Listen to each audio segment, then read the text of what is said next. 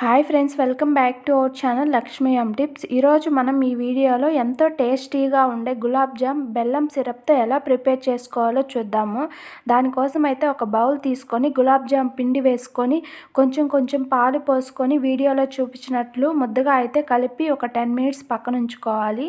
10 minutes తర్వాత దాన్ని అయితే వీడియోలో చూపించినట్లు చిన్న చిన్న రౌండ్లుగా ప్రిపేర్ చేసి పెట్టుకోవాలి. తర్వాత ఒక బౌల్ తీసుకొని అందులో ఆయిల్ వేసుకోవాలి. ఆయిల్ హీట్ ఎక్కిన తర్వాత మనం రౌండ్గా చేసుకున్న గులాబ్ జామ్స్ని అయితే అందులో వేసుకోవాలండి. మంటను లో ఫ్లేమ్లో పెట్టి వాటిని అయితే బాగా కాలనివ్వాలి.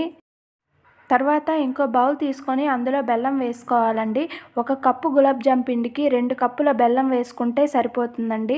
ఆ బెల్లంలో కొంచెం వాటర్ వేసుకొని బాగా కరగనివ్వాలి. దీనికైతే పాకం అంతా రావాల్సిన అవసరం లేదు, కొంచెం చిక్కగా ఉంటే సరిపోతుంది.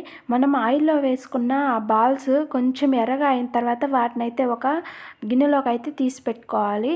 తర్వాత వాటిని మనం కరగబెట్టుకున్న బెల్లంలో అయితే వేసుకోవాలండి.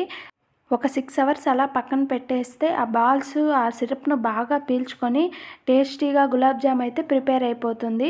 వీడియో నచ్చితే లైక్ చేయండి, షేర్ చేయండి, అలాగే సబ్స్క్రైబ్ చేయండి.